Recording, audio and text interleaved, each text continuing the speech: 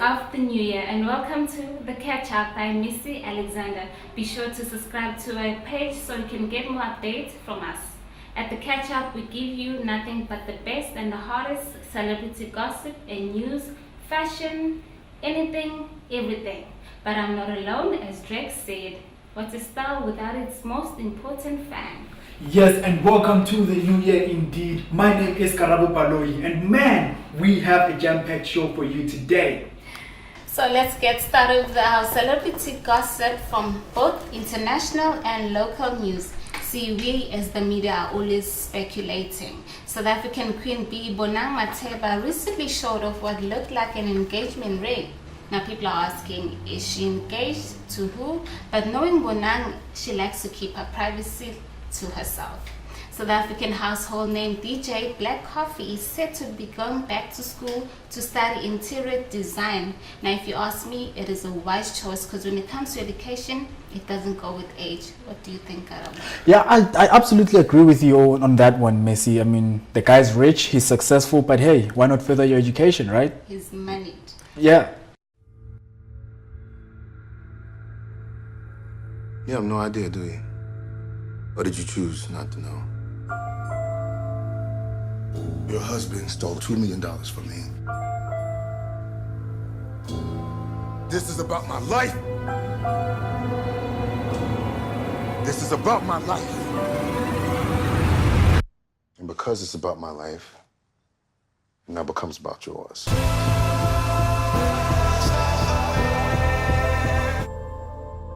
Be sure to catch up with new movies coming out. The Widow starring Viola Davis and What Men Want starring Taraji P. Henson. Now I'm sure most of you have watched Bird Box. That's how it said. Have you watched the movie yet? I haven't watched it yet, but I came across the trailer on YouTube. Just didn't watch it though. Man, you missed out. My favorite star is Sandra Bullock. Also Bad Boys 3 is coming out, but not anytime soon. It's still in production. I'm very excited for that one, and I just saw on Instagram that DJ Khaled is going to be in the movie. I'm very excited. I bet it's going to be a mafia. Yeah, let's just hope that it doesn't say, I'm DJ Khaled, because I don't want to hear that in the movie. I don't. So we're going to take a quick ad break, and when we come back, be sure not to miss out. Stay tuned, see you right after this.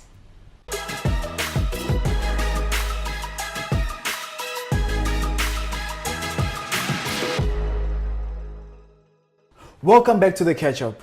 Now today we will be talking about a very interesting topic. Legendary R&B singer R. Kelly hit the news when a documentary surfaced in 2018 called Surviving R. Kelly. Now as we all know that R. Kelly has been making the news ever since the peak of his career, from Bump and Grind and all the other songs that we were jamming to. He has been in and out of court on accusations of sexual assault and sexual misconduct to the minors. Now today on the Catch Up, we will be sharing our views with you on what we think about that. Missy, what's your take on that one? As you mentioned, it has happened before. I believe it was 2008 and Yeah. he was never charged. He was free. So why is it coming back now? I mean, what has changed?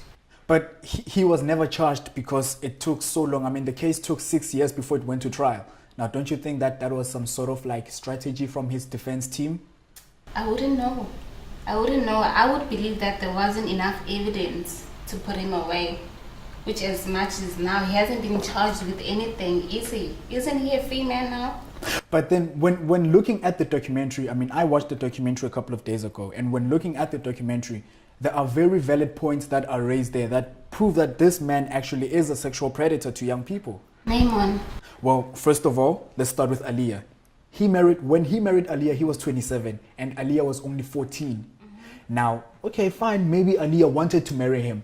But as a grown man, you wouldn't allow a minor actually to lie about her age and say that she's 18. Listen, we live in a free world. We have rights. We do what we want to do. People are dating older people because they know what's beneficial for them. He was mentoring her. He never forced himself. Mentoring her in what? Into music. Yeah, she was right. a good artist. I mean, even Timbaland said he married his wife because she looked like Aaliyah. God knows it could have been Timbaland who married Aaliyah. Aaliyah had her rights and she said yes, that's why they married secretly. You think Okay. he had a gunpoint on her head? Well, I mean, one thing that we do hear from the ladies in the documentary is that R. Kelly is a very manipulative person. R. Kelly can play with your emotions. Even his wife did say that he will bring you into his world, into his history, into his past, and make you vulnerable to doing anything that he wants you to do. Now, in my eyes, that's a master manipulator. I believe that, but I also believe that he was sexually molested, right? Yeah, he was. I actually wrote this term because it was so long for me. Do you know what is called a bondage and discipline dominant submission sadism mechanism? Yo. No, it's actually masochism. It's a dominant submissive. I believe that he was dominant, and then when you're a dom, you don't really love. Mm-hmm. You have a submissive, so you use women in a way that you want, that pleasures you. Yeah. So that led him to do that since from the young age he was sexually molested. Because I believe if you're sexually active at a young age, your hormones they forever ready. So that's what led him to do what he did, allegedly, which I don't know. I wasn't there. Okay, now tell me this. R. Kelly, one of the ladies in the documentary, I won't mention her name, but then one of the ladies in the documentary does say that one day R. Kelly forced her to have a threesome with a 14-year-old girl. Mm-hmm. Now, with a 14-year-old minor. She's not even legal yet. She's not even barely legal.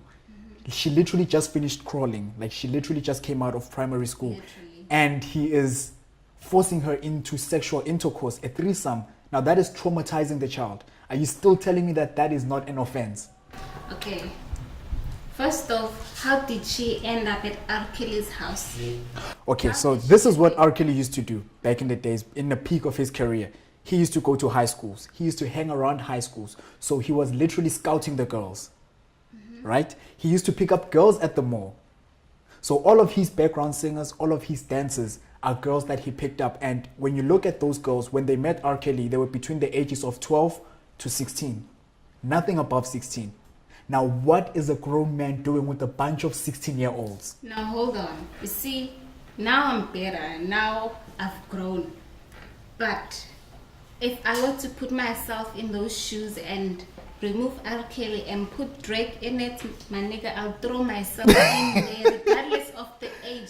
It's not pressure. They do it because they want it and they like it. Exactly. They did it because this guy, they looked up to this guy. You look up to Drake. No. You I do don't look up to Drake. I never looked up to him. I fancied him. He's a good-looking guy, nice music. The music he dedicates, it goes, to the heart. Therefore, there was a time when I heard it was an essay. I was like, my God, I wish I was there. You don't think. You just want to do it. But as an adult, because you're a minor, you don't think, of course. But as an adult, that's something that you're supposed to think of. Now, all of this thing is statutory rape. I'm just perplexed why they did not charge him with statutory rape when the sex tape was released. No proof. There was a sex tape, though. You know what? This argument is too heated. I think we're going to take a quick egg break and we're going to come back here.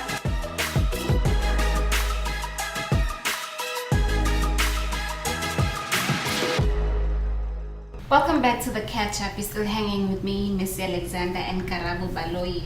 Now things have just gotten, I don't know, west and north talking about R. Kelly. See, this is what I don't get. People want art from an artist.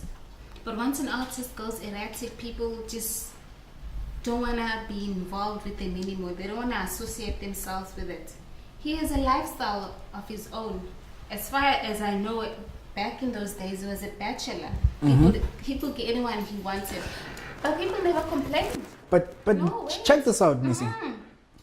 You live the life that you set yourself to live with your standards. And from what I know is, it's the parents that started this. The victims didn't just come out of the blue. It was the parents who came out first. Why couldn't the victims speak about it long ago? Why now, 2018/2019? I just don't see the significance of it. Because this man, all his life, all his career, he has raised these girls to be quiet. Like, he literally isolated these girls from the world. Because when he took them in, even when they used to go on tours, he would tell the singers not to interact with the dancers, not to interact with anyone. You stay in your little corner, you only talk when you're spoken to. He would tell everyone, Even his bodyguards, no one talks to the girls. So all their lives, these girls were raised under fear. Now, fortunately, when the Me Too movement started, then people started speaking up, and then these girls saw the need to also speak up about what happened to them. I don't know about that. As far as I know, when Alia's mom spoke up, she said she was always there on the tour guarding her since she was underage. And R. Kelly was there also. And Alia was roaming around with everybody. How can you say they were restricted? Now, one of the ladies in the documentary, I think she was a backup dancer or a singer, if I'm not mistaken. Don't even tell me about that girl. That girl told lies. A handsome saying Alia's mom came out and spoke about it. You are not there. How do you know that she spoke lies? Same as you, my friend. You are not there. Exactly. I'm telling you what she told me. Well, what she told the world. Well, I'm telling you what Alia's mom said, because she was there watching her daughter since she was underage going on tour. Okay, let's leave Alia out of this. Now, this is what this girl is saying, right? But that girl, that very same backup dancer was there also. Fine, the backup dancer was there, but still it doesn't make it right. If the girl says yes, if a minor right now comes to me and says yes, it doesn't make it right. It's still statutory rape. I still need to get convicted for that. Now, this girl says that R. Kelly changed her phone number. She took her phone and threw it away and changed her cell number. This girl thought that she had a phone, but she didn't even know her cell number. No one could contact her when she was on tour. Not even her parents could contact her. Now, what does that say about this guy? What does this say about this guy who promised these girls the world? I think it's just easy to rationalize things. Because at the end of the day, everyone has their own life. We have our own sicknesses and disorders. We believe what we want to believe and hear what we want to hear, whereas we don't know both sides of the story. R. Kelly is denying this. Who wouldn't? Who wouldn't deny? I would also deny it if I was there, but thank God I'm not. I'm not saying that I'm there. I'm not there. I don't do that. But I would deny it if I was in that case. Let me ask you this. Who is R. Kelly? He's Robert, the manipulator, the child molester, the rapist, the statutory rapist. See, I know of R. Kelly, the entertainer, the person whom I used to wake up and think to myself, I believe I can fly. That's the person I know. That's the person whose legacy will live long in my head. Because I love music. Music makes me do things. Music motivates me. Robert, I don't know who Robert is. Robert is the man behind R. Kelly. But the R. Kelly I know is the front of him that I know and I still believe. And I don't believe why people... No, actually, I don't understand why people are trying to degrade legacy of someone. It's like this documentary that's coming out for Michael Jackson. Michael Jackson will forever live as a prince in my life. Musical prince. See, okay, so what are you exactly saying about him? I mean, we all know R. Kelly. We all know R. Kelly as this big music star, the man who released I Believe, I Can Fly, Ignition, Storm is Over, Bump and Grind. Yes. You know, all those other songs that prove that he was a sexual predator somehow. But we all know that. But then now, what happens when we are introduced to Robert? Does that mean that because we know the good guy, we should not look at the bad guy? Is that what it means? Is that what you are saying right now? I'm saying is, you choose your side, I choose my side. If I want to sleep smiling, I'm going to sleep smiling. If you want to sleep angry and wake up on the wrong side of the bed the next morning, that's all of you. So wait, you as a female, Yes. how would you feel if it was your sister, your niece, or your little cousin in that sex tape? First off, I would have been shocked when I saw it and surprised.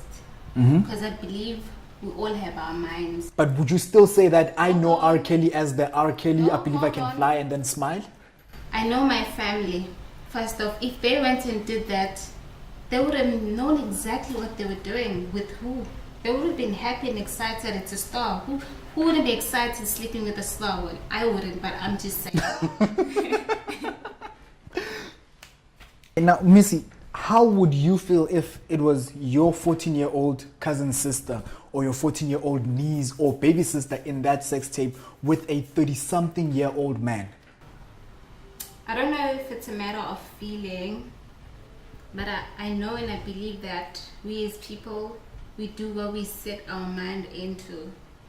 You know, if one is starstruck, they can do whatever they want. At the end of the day, it's their lives, it's their choice. If you know what's wrong and what's right for you, you do it. If you say no, you say no. That's the end of it. Well, I believe it is the duty of parents, though, to protect their kids from such sexual predators, because this man, no matter what you say, this man is clearly a sexual predator, and by the rules or the law of South Africa and the law of the United States, you do not have sex with a minor. That is straight up statutory rape. Now, R. Kelly being R. Kelly, he got away with it. You're right about saying it's a parent's duty, but what can you say to a juvenile teenager? You can't tell them nothing. Well, use the belt for one. Well, you can't hit people these days, you get arrested. So you just gotta let them be. Ladies and gentlemen, it is clear that we have different issues on this topic. Now, make sure that you get yourself the copy of Surviving R. Kelly, the documentary. It is out now. I think it is out in stores. Is it out in stores? I'm not sure. I just did everything. Well, look it up on the internet. You will find it. It's very interesting. And let us know on our comment section what you think about it. Do you think that R. Kelly should have been prosecuted? Do you think that he should have been in jail? Or are you like Missy saying that, well, R. Kelly did nothing wrong. The girls should have been more responsible? I personally think that he should have been arrested. I mean, I don't know about you, but that is straight up rape. Now, my name is Karabo Paloyi, and thank you for tuning in on the Catch Up today. Missy? Well, I certainly didn't do anything wrong. I wasn't there. But I believe artists should be artists. Let them be who they want to be. If we want to strip away the title of being an artist, then we might as well bring the Da Vinci and Picasso down. They artists of their generations. Until next time on Catch Up, I'm Missy Alexander.